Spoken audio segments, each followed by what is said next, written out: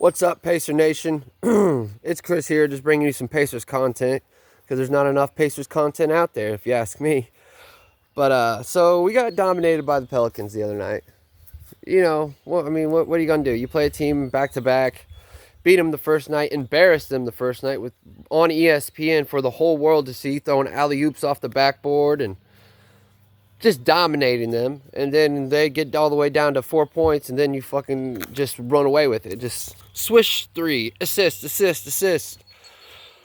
But, that was 2 games ago. This game was bad on all accounts. I think Herb Jones was upset about the way he played the first time he played us because Tyrese Haliburton basically sealed the game, won the game on his own, with Herb Jones guarding him. So I think he took offense to that.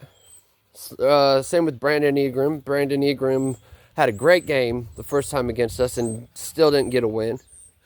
But this time, what are you going to do? A team's on the first quarter, they just came out on fire. We didn't get not one single defensive rebound. And Rick Carlisle said it, and I was thinking the same thing. I don't think I've ever heard of a team not getting a single rebound in a whole entire quarter, a defensive rebound. That's just bonkers, but that just shows how much on fire they was.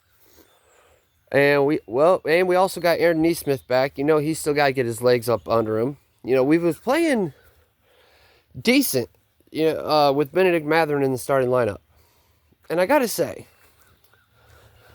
Benedict Mathurin and Tyrese Haliburton, when those two get their energy down together, when they get combined and get their synergy together, those two are going to be unstoppable.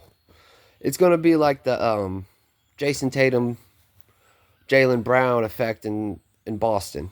But the Indiana Pacer version of that is going to be way more dog. They're going to have some dog in them, because when you hear the name Jaylen Brown and Jason Tatum, you don't think of like nasty dogs, like somebody that's trying to get under people's skin. They don't really talk that much crap. I also don't watch Boston except for when we play them, and every time we play them, they've been pretty quiet. But we've also been the only team in the NBA to beat them twice, so we kind of got their number. But back to what I'm saying, like, when Tyrese Haliburton and Benedict Mathurin get their energy, when they start connecting on everything, I think they're going to be a pretty much unstoppable force. And you could tell, since Benedict was starting in the lineup, you could tell the synergy was getting a lot better, especially in the last game we had against the Pelicans where we won. That they were together and it looked good. It looked really good. You could tell Benedict Mathurin's starting to come to his own. You could tell that. Rick Carlisle's a little rough on him, if you ask me. He's a little too hard on him, because I think you need to let that dude shoot it. He's a shooter. That's what he is. He's out there to score. He's a scoring machine.